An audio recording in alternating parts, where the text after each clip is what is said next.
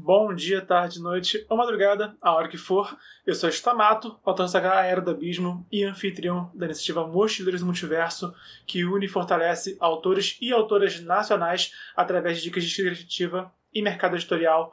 Hoje eu falo do livro Dragonlance, Dragões do Crepúsculo do Outono. A versão que eu tenho é essa daqui, que está em inglês, que é um esforço que estou fazendo para ler alguns livros também em outros idiomas. Esse livro já foi traduzido já pela Devir anteriormente, agora a Jambô está traduzindo aqui no Brasil, que eu fico muito feliz, porque na verdade, assim, uma curiosidade sobre Dragonlance, né, é uma série de livros já consagrada lá nos States, né, lá no mundo inteiro, na verdade, mas no Brasil a gente ficou muito tempo com essa franquia congelada. E agora a Jambô trouxe a trilogia clássica e está agora responsável para trazer esses livros, não só esses livros, né, Dragonlance, mas também os livros de Forgotten Realms, né, a Lenda de Drizzt, que também esteve no Brasil, também ficou congelada há um tempão, né, que a editora tinha o direito de publicar, Devir, no caso, tinha o direito, né, de traduzir e não fazia. É um mistério. Muitas ações da Devir são misteriosas, né? A Devir, acho que trouxe muita coisa boa para o Brasil, mas também, em certos momentos, ela meio que publicava um livro sem anunciar o livro. Isso é uma coisa que a gente ficava assim, surpreso, tipo, traduziram um livro, mas não teve anúncio, não teve divulgação, não teve nada, sabe? Ou então, simplesmente, não traduzia nada, sabe? Isso aconteceu várias vezes com a Devir. Eu até sei, assim, de alguns detalhes por dentro disso, mas que não é o assunto de hoje. Se você tiver algum tipo de curiosidade sobre esses detalhes dos bastidores do mercado editorial, comenta aqui embaixo. Faz qualquer pergunta que eu respondo ou nos comentários, ou eu faço um vídeo sobre isso. Hoje eu vou falar sobre o livro, o Dragonlance, é o primeiro livro da saga, e vou dar uma análise de um escritor que serve tanto para quem é fã dos livros, quem é fã de literatura fantástica, quem é fã de RPG. Dragonlance é uma franquia que nasceu do D&D, tá? Mas também para quem quer escrever as suas histórias, quem quer contar as suas histórias e quer conhecer melhor, mas de uma forma mais aprofundada, o que já foi escrito antes, né, por autores já consagrados, para também aprimorar a própria escrita criativa. Enfim, eu falei que essa introdução tem um tanto longa, o que importa é que Dragonlance hoje está em boas mãos, está com a Jambô, né, se você quiser adquirir esses livros em português, sendo traduzidos hoje, para o público de hoje, só se pesquisar também na internet. Eu estou lendo em inglês, como eu falei, eu quero pesquisar mais livros em inglês. Eu tenho outros livros em inglês que eu nunca li também, né, que estão na fila, né, para as próximas leituras. Essa é coisa minha, tá? Enfim, eu vou falar aqui 3 pontos que eu achei mais interessantes, que são mais valiosos tanto para o leitor quanto para os autores e autoras nesse livro. O primeiro ponto é que o livro tem um elenco grande e interessante, o que são coisas difíceis de fazer, tá? Porque muitos autores querem botar dezenas, querem botar tipo 10 protagonistas na história, sabe? Até mais do que isso, 13 heróis na história, e acaba se embolando. E muitas vezes menos é mais. E ainda mais para autores que estão escrevendo o seu primeiro livro, tá? Essa aí é dica. Sabe aquela dica que a gente ouve o tempo todo e as pessoas não seguem, sabe? Cara, primeiro livro, escreve elenco pequeno, elenco sucinto, bota 3 personagens principais, sabe? 4, 5 no máximo. As pessoas querem botar 10, sabe? E bons exemplos disso, tá? Incluem O Senhor dos Anéis, tá? O Senhor dos Anéis é um livro que também tem elenco grande e interessante, tá? Mas uma questão do Senhor dos Anéis que eu até vejo é que, na verdade, a história começa com o Frodo, depois tem o Sam, depois tem o Pippin, depois tem o Merry. Cada um deles vai chegando assim em um capítulo diferente, né, na aventura. E esses 4 são os principais no princípio, né? Então, na verdade, esse é um ponto que é interessante. O Senhor dos Anéis, ele não taca todo o elenco, toda a Sociedade do Anel de uma vez só, tá? Esse livro, Dragonlance, logo de cara, no começo do livro, já apresenta todo o elenco e mantém esse mesmo elenco o livro inteiro. Quem também fez isso foi o Leonel Caldela no Inimigo do Mundo, né? O segundo capítulo é quando a gente conhece todos os heróis e quando o grupo se forma. Tem um último personagem que não está no grupo ainda, que esse começo da aventura é quando ele se une a esse grupo. Então, a questão que eu vejo aqui, como que o Dragonlance usa esse elenco grande de forma interessante. Os pontos são, esse elenco grande no começo é o elenco principal e nenhum outro personagem ao longo do caminho ganha a mesma atenção do que esse elenco principal, tá bom? Então esse é um ponto importante. Os autores, quando querem botar muitos personagens e no meio querem botar mais ainda, porque a gente tem esse ímpeto de criar e apresentar novos elementos nas nossas histórias, tá? É aí que eu acho que se enrola um bocado. Então, acho que é importante isso. Quando você apresentar o seu elenco no começo do livro, né, é importante dar mais prioridade, dar mais foco para esse elenco até o final. E o ponto é que eles são realmente personagens que se destacam entre si. Eu acho que, por exemplo, eu vejo, tem muitos guerreiros nesse livro aqui, sabe? De repente, aí alguns guerreiros poderiam ser misturados, sabe? Podia cortar um dos guerreiros e a função que cada um deles ocupava, um só ocupa agora. Eu acho que poderia, sabe? Tem o Sturm, que é um cavaleiro, tem o Caramon, que é um guerreiro fortão, tem o Anão, que fugiu o nome do Anão agora, é o Flint. O Flint, que é o anão guerreiro, que é um pouco mais velho do que o resto do grupo, tem a barba grisalha já, tá aqui na capa o Flint.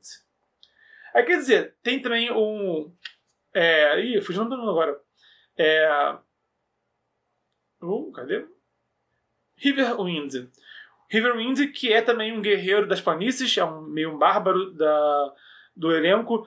Assim, são 4 personagens que têm essa função do guerreiro, sabe? Pô, muita coisa, sabe? Eu, Bernardo, iria aglutinar alguns deles num personagem só, particularmente, tá? Mas, sinceramente, quando eu leio o livro, eu vejo que eles são personagens diferentes, eu vejo que eles realmente acabam se destacando, cada um do seu jeito, e cada um deles tem os seus fãs. Cada um deles tem ali, né, os leitores preferem um, preferem outro. Eu adorei o Caramon, particularmente foi meu favorito do livro, sabe?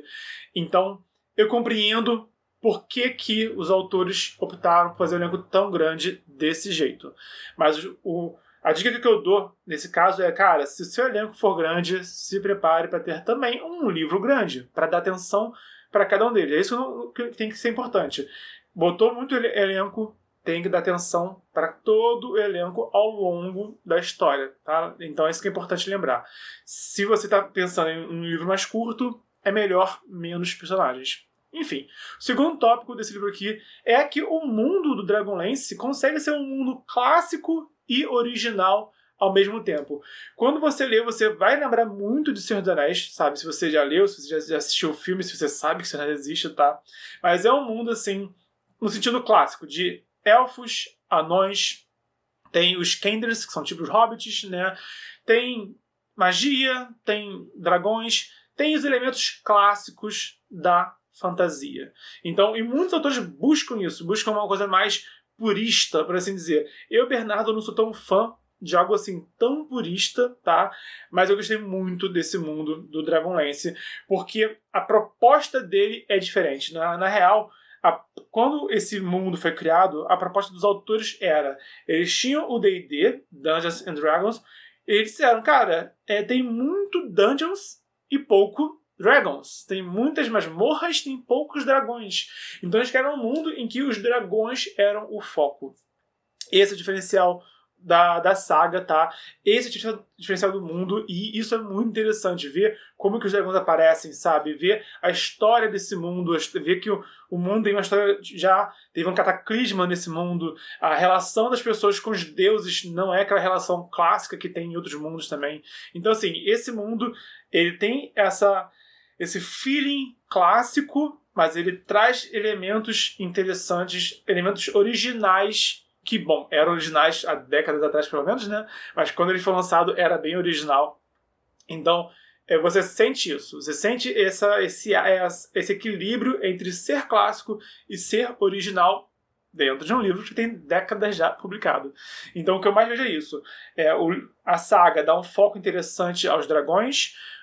O mundo tem um passado longo, que é interessante de redescobrir, tá?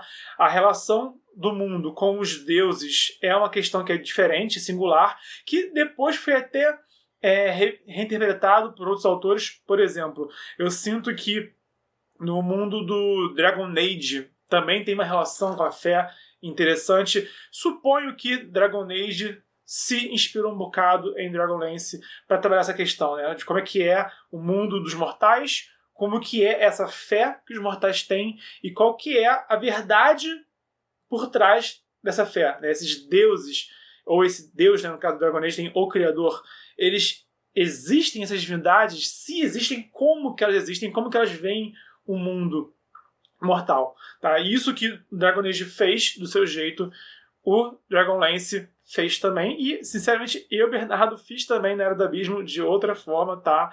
Mas a minha inspiração não foi o Dragonlance, que eu não tinha lido ainda. A minha inspiração foi mais Dragon Age, e depois que eu li Dragon Age que eu fiquei, opa! Quer dizer, eu li o Dragon Age, eu me inspirei um pouquinho em Dragon Age, e depois me inspirei em Dragonlance, e foi interessante ver, ok, então tô redescobrindo aqui algumas fontes de inspiração que eu peguei emprestado sem saber.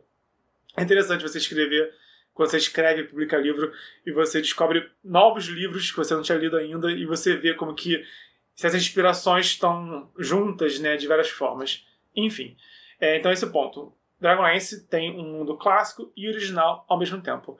E o terceiro ponto que eu achei mega interessante nesse livro aqui já falei um pouquinho dele no tópico anterior, mas que é os dragões, sabe?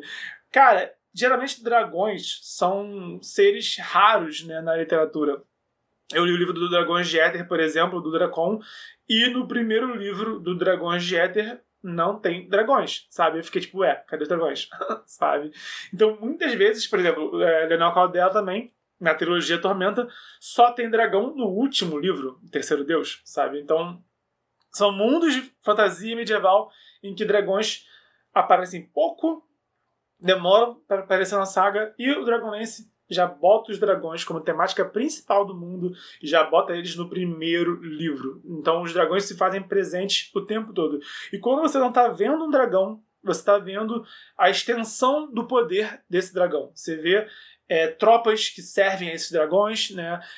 Monstros que estão a serviço desses dragões. Então os dragões se fazem presente o tempo todo no livro.